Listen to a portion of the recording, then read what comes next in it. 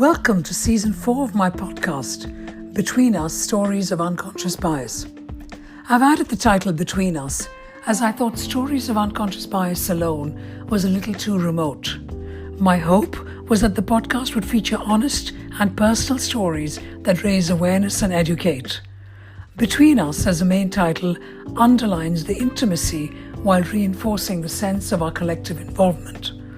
Since launching it in early May 2020, the world has again changed. George Floyd died, and Black Lives Matter, which had started in 2013, has become more popular and more widely accepted. Identity politics and culture wars have deepened in the UK and the US. Meanwhile, in other countries, people are being marginalized for their religion and beliefs. The need to understand the subject of unconscious bias has taken on ever more meaning and resonance. As always, I am so grateful to all my wonderful speakers who share their often brave stories and allow us to understand the nuances of this very important subject.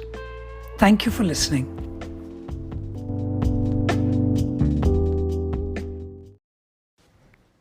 I'd like to introduce Jonah Batambuze. Jonah is a Ugandan-American multidisciplinary creator and founder of a community for Black and South Asian people called the Blindian Project.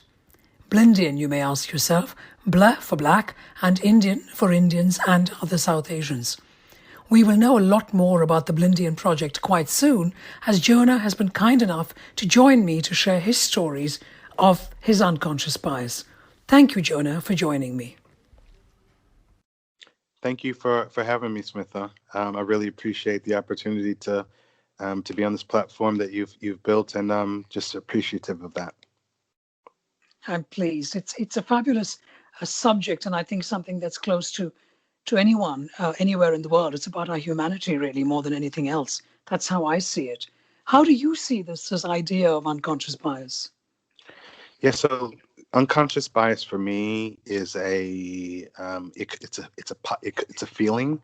It could be positive or negative that you have about a particular person or a group of people, I think. And that idea or that concept that you have in your head usually plays out in a way that you'll interact or engage with that particular person or that group of people. Yeah, perfect. And what I particularly liked is the point that you said it's positive or negative, which it so is. Because so often when we think of the word bias, we assume that it's about negative, but it's not. It could be either way, really. So what does that look like then, Jonah? Tell us a little bit more.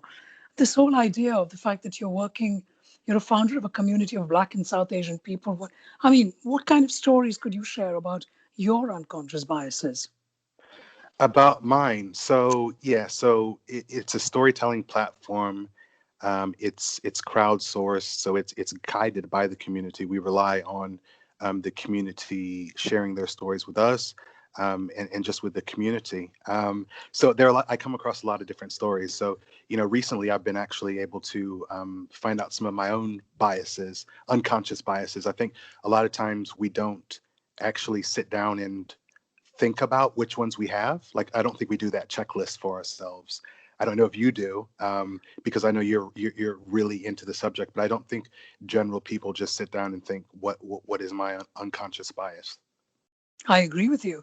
We just kind of roll along with life, doing whatever we do. And sometimes maybe we might get stopped short and we might say, hang on a minute, why did I think that? I wonder, do you think it could be my unconscious bias? But you're right. But so what does that look like for you then?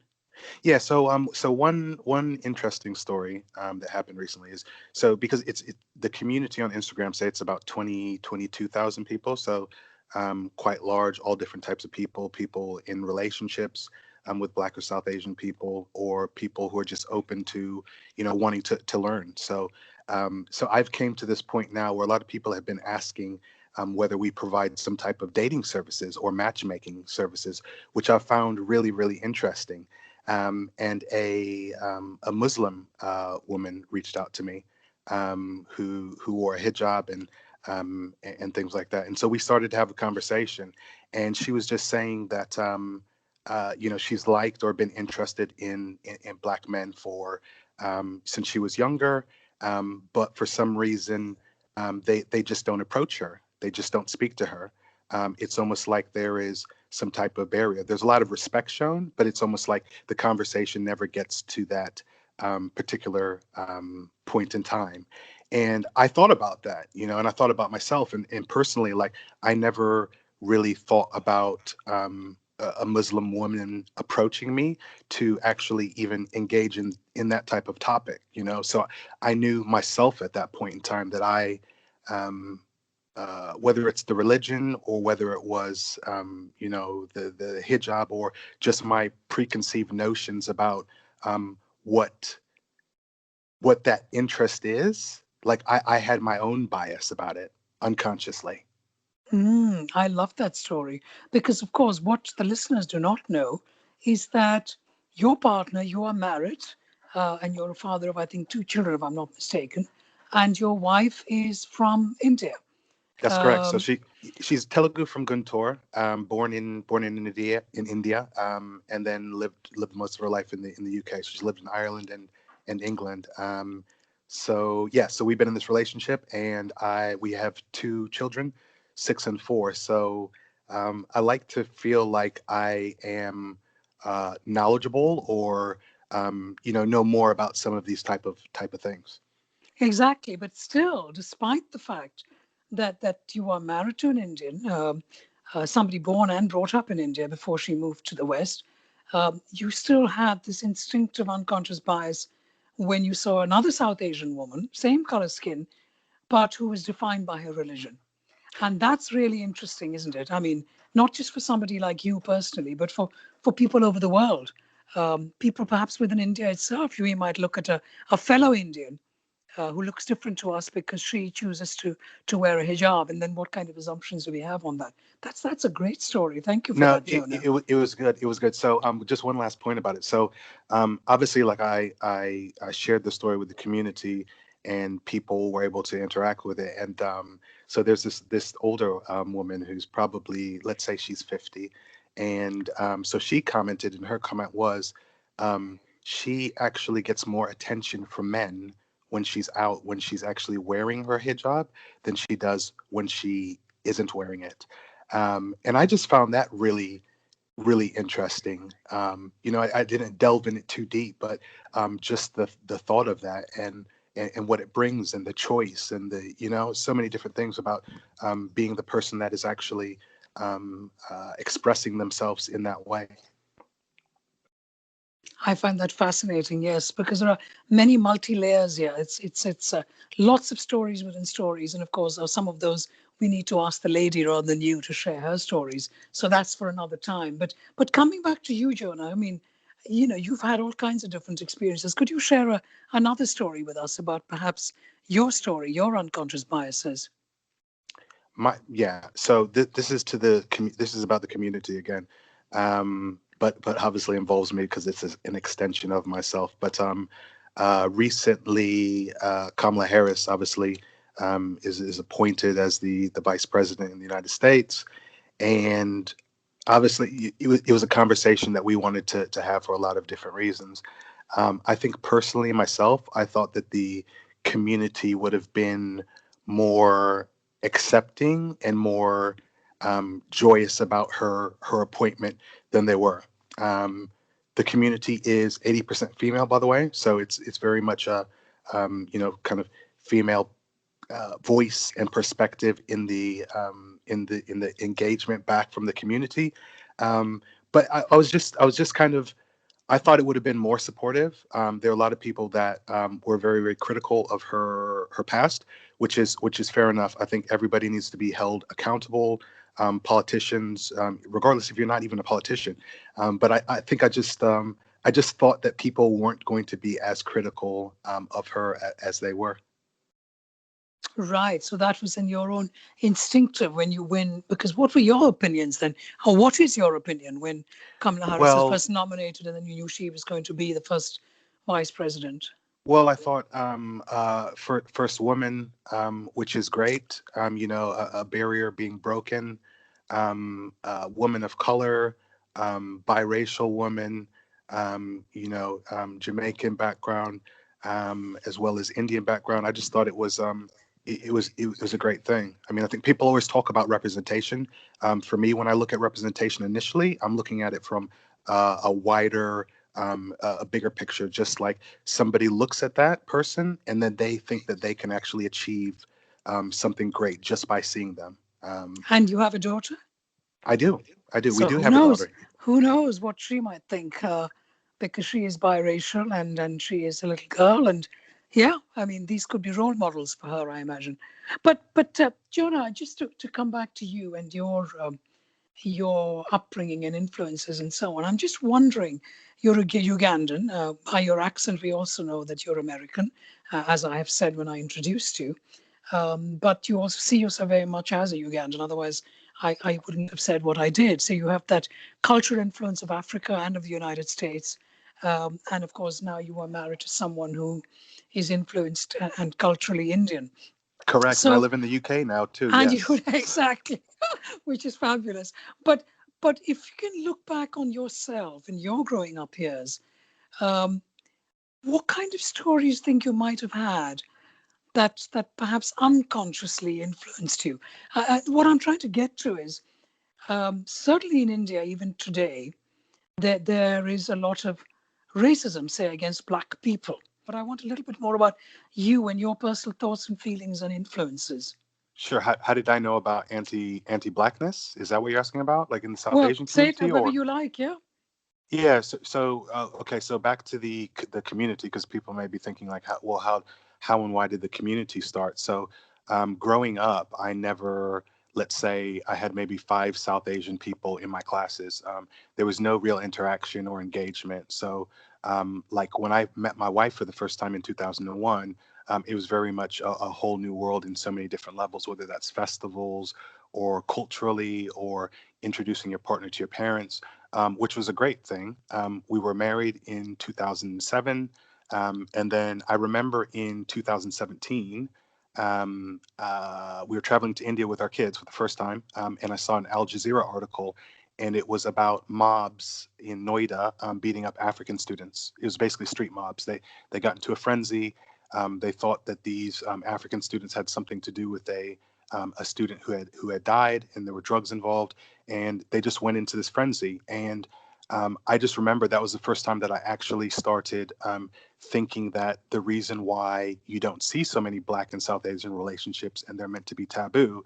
Um, I just thought it was. I'd never thought about what the actual reason was, and that was the first time that I actually started thinking about and researching and talking about anti-blackness. Just wanting to know, well, why would they have attacked these people like that? What made them do that? And that led me to actually creating the community, because I then wanted to connect with more people who had that same story or experience, or it was just we had never met another couple that looked like us really up until that point in time. Right.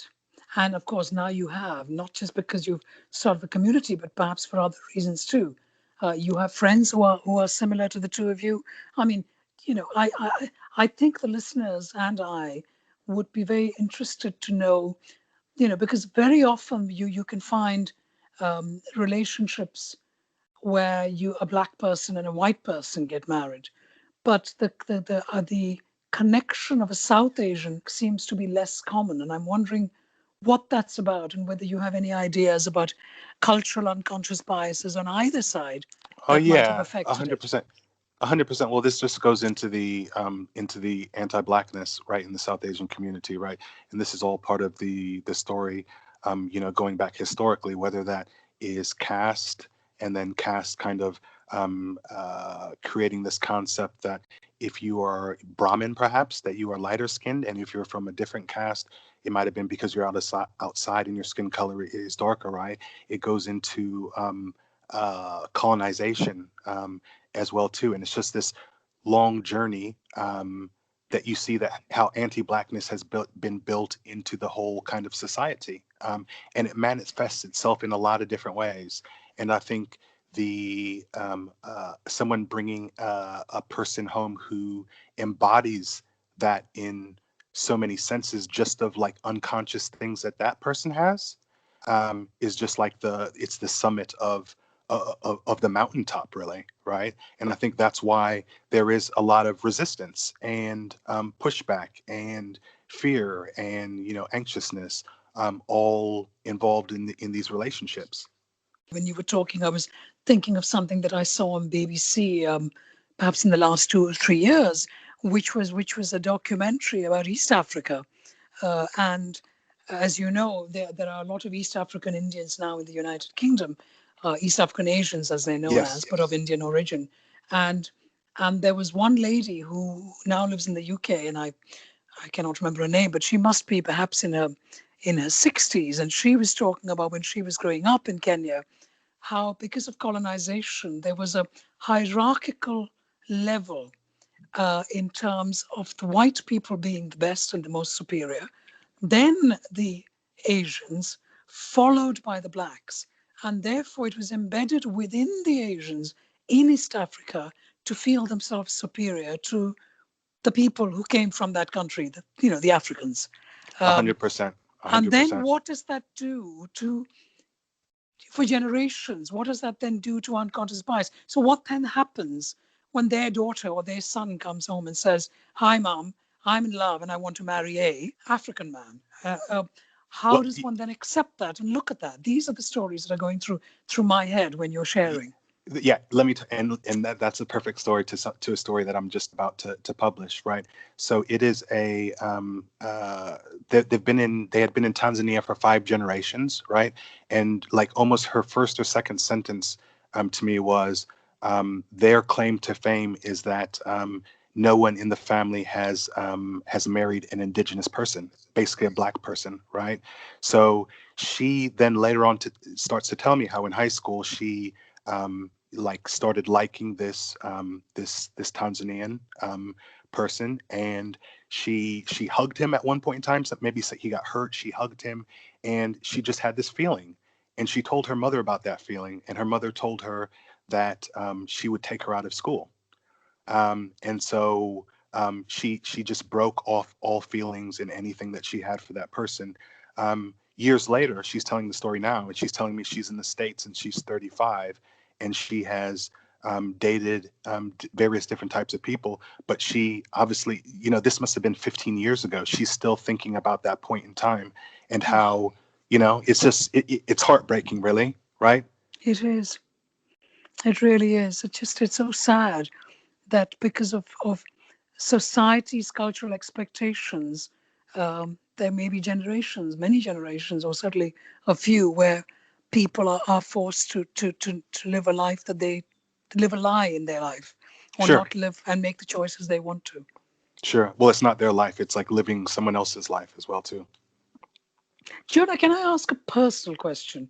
Sure. Because Let's I see. think I think the listeners might want to know. So Okay. you fall in love with this lovely lady from Guntur, and what was that like from point of view of her parents' unconscious biases? Were they accepting? Are you willing to share? You don't have Well, to, yeah, but yeah. I'm No, I'll curious. tell you about it. I'll tell you about it. It was. I think for me, like growing up, like the culture, you were dating. People dated from when they were like 13 and things like that. Like my parents met some of my girlfriends, but there was never an expectation that Jonah is going to marry this girl, right? It was just a part of life, really.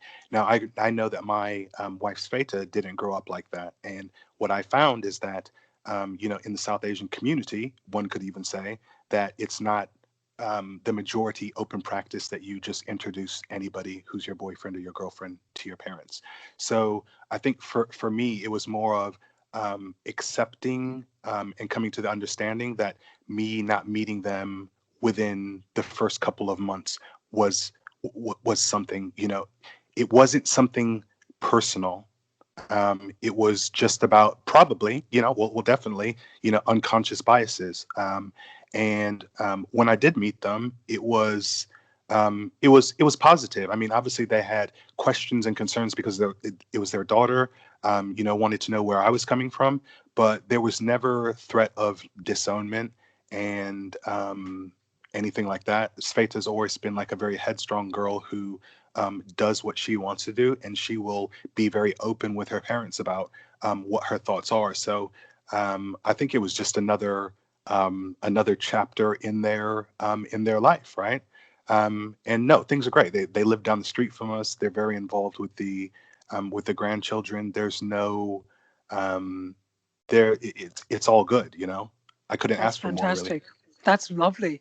And just a very random thought that came into my head while you were speaking, which you probably cannot answer, is that I wonder whether it would have been all good if your accent were different. I wonder to That's what a good point. degree, yeah, I wonder to what degree the fact that you sound American, I mean, we're hearing you right now. So, you obviously sound American because you grew up in the United States. Yes, What if you correct. had a Ugandan accent? Would that have made a difference? Obviously, we will never know because you don't. But I'm Yeah, just speaking aloud with you and throwing it out there for the listeners to perhaps ask themselves. And if your in-laws are listening, maybe for them to ask themselves. yeah, yeah. That's No, all I'm it's a good saying. question. Yeah, yeah, because I mean, these are all our unconscious biases, aren't they?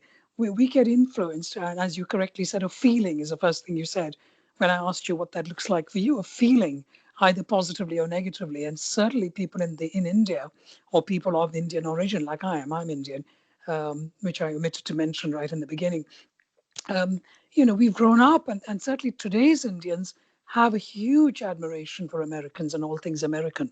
So there's a tick for you, if you know what I mean. Yeah, yeah, yeah. And I don't mean to be I'll take all cynical, the and I'm ticks just, I can get. yeah, yeah, Yes. yeah. I don't mean to be cynical, but I'm kind of just throwing it out there. That's all. No, no, no, it's very true. It's very true. It's very true. I mean, obviously, even people listening to the podcast will, you start to form a perception, like you said, just based off the fact of the American accent, and what does being American mean, and what does being a Black American mean, because Mm, it means it looks differently than being from Kampala or Nairobi or something like that. So exactly right. I mean, if those poor people who were set upon in Delhi that you read about in the news, they would have had African accents. They came from Africa. They did not correct, come from America.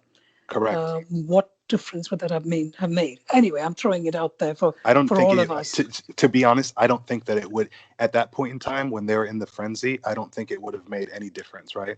It was just Right. the fact that the color of their skin. That's all it was about. Fair point. Fair point. So, tell us a little bit more about you and your sort of stories, either in relation to you're American, and perhaps you say you're Ugandan. You've been to Uganda. I'm assuming. What does that look like? Did you have any unconscious biases in Africa, or maybe assumptions you had before you went to India for the first time? I'd love to hear more. Um, went to yeah. So assumptions about. I think so. I traveled back to Uganda from the age of about 12, and we'd go back every summer for about a month. Um, I loved it. I loved just experiencing my culture and just being with the people and just kind of, getting closer to something that I was so far from in the United States. I think the United States you can be very just distant. I think just distant and trying to find community and connections. I It was just funny. Like when I was there, they would call me Mzungu, and the word Mzungu, which you might know, is it means white man basically. But them calling me Mzungu was their interpretation of Westerner, um, and I just always found that comical. I just remember myself always trying not to stick out, not to be that person that as soon as they see me, they think Mzungu, essentially. Because you looked like them, but of course, the clothes that you wore, and obviously the way you spoke, The would have. no, it wasn't even the initial like talking. It was just off of sight, like you say, clothes, shoes, pants, um, fancy watch, things like that.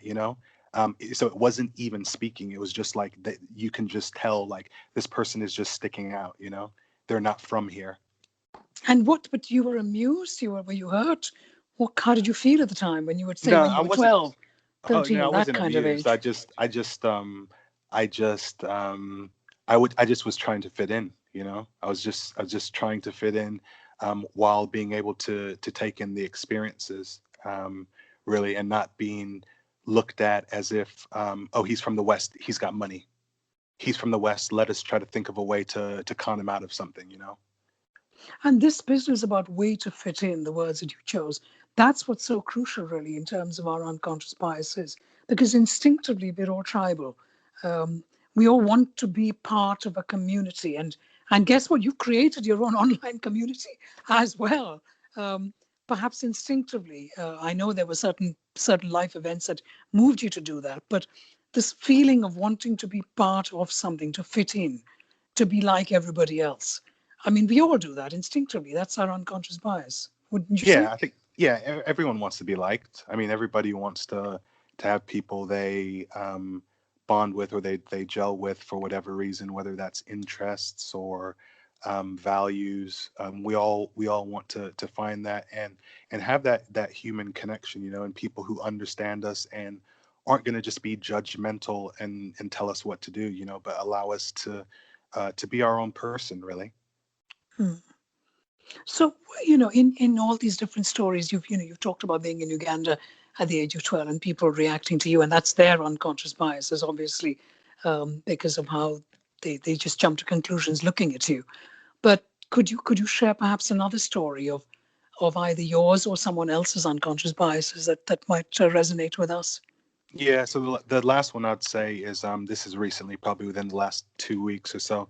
A South Asian woman again, DM'd me, and this was about Black fatherhood. So her comment was, maybe the fact that there's so much resistance from, the South Asian side is because the perception that, Black fathers aren't around. um, there's this stereotype that Black fathers aren't committed, or they're not going to be in the relationship. Um, so for me, fair enough, right? That's you just stating, what the stereotype is. Okay, fair enough. She then proceeded to say that, more often or not, we see Black women left raising children without, emotional, physical, and financial support. Now, that to me feels like, if you're going to say something like that, like, I need to know what is your source that you're saying this. Where are you coming from? So it was almost as if she wanted to engage in the conversation, but she was also sharing her unconscious bias of, what she pictures, Black fatherhood to be. You know. And I wonder what her story is. Obviously, we don't know her own personal story, but you are right. It is a stereotype, and certainly in the United Kingdom, I think when there are lots of comments out there about the fact that black dads are not usually there. They're not hands-on. They leave their wives or partners to manage the children without any support financially, physically, or otherwise. And I've heard this many times myself. So it's Oh, interesting 100%. that, yeah. And what that's about, I don't know whether they're real statistics. I haven't done the research, so I couldn't add to that. But it just makes us feel lesser than. I'm sure you were taken aback when you were hearing that. But Oh, then it's definitely. about that person's unconscious bias, isn't it? And one of their stories. I wonder what this little South Asian lady's stories are and why she had come to that conclusion. It's a good point. I don't know, but I think she was trying to go on a journey where she was trying to understand it, while at the same time, obviously having a lot of feelings, herself as well too. Sometimes it's hard to tell. Sometimes people are just trying to, gaslight you, or, um, uh, just microaggressions as well too. So, Yeah, no, that makes sense. So, any surprises at all while you've been building this community, Jonah? Because I think if you are surprised, that is obviously a reaction to possibly your unconscious bias when you had X or Y or Z conversation. yeah. So surprise has been, how much this has resonated with people.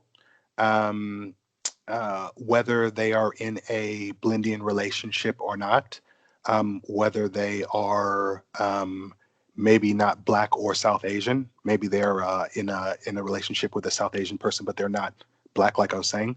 And even just seeing that, like we've had a couple workshops and things like that I've held, and I've noticed that there'll be people who are attending who are based in India. So they may be in a relationship that is intercaste or interfaith and struggling to find acceptance, right? And so this is like the only place I think they've found or have stumbled upon where they thought that they may have been able to get something to help them out. So that's been really surprising, and just interesting to know that it that it speaks to a lot of different people for a lot of different reasons. I mean, and that exactly, right in the beginning, I was saying that, from where I'm sitting, I see this about this whole idea of unconscious bias being something about humanity, just people. And what I'm loving you say, or I'm understanding what you're saying, is the fact that it doesn't have to be specifically Black people, Indian people, which makes the word Blindian. It can be that I'm in love with somebody, but that somebody doesn't fit in from my parents' Yes, perspective for X, Y, or 100%. Z situation. So what can I learn? And they're taking learning away from the conversations that you are having rather than looking specifically at black, white, brown, whatever it might Correct. be, Correct. which is Correct. which is great. Yeah, because the foundation of it, or where it started, is love. And love should be something that, regardless of religion or anything, you understand what it is, right? And you understand, you want to know what it feels like as well too. And everyone understand. Everyone's looking for that or wants to have that at some point in time in their life. Beautifully said, Jonah. So then how do you manage? I mean, you focus on love, and that's a given, which I love in terms of managing your unconscious biases. But what else do you do? How do you manage? Sorry, manage, or what else do we do as Well, no, as a you platform? personally, not the community, you personally. How do you manage your own challenge and manage your own Oh yeah, unconscious biases? my engagement with the community is me challenging people, but also challenging myself as well too. So to engage with them, there's a certain level of integrity that I need to have, right? So that could be researching Islam more, right? It could be speaking with my editor who is Muslim as well too, and asking her what she. Do you know what I mean? It's just like trying to search out and build more knowledge so that I can chip away at whatever bias that I had. Oh, that's wonderful. You're very lucky, Jonah, because by building this community, you can help them and you can help it to help you, which is fantastic. So it's a learning platform, not just for those who communicate and engage, but very much for you as well, which is how it should be. That's Sure, yeah, it's for great. Yeah, everybody. no, that's great. It's for everybody. Jonah Batambuze, thank you so much for sharing your stories of unconscious bias. It's been a Smitha, huge thank pleasure. you. Yeah, thank you. I appreciate it.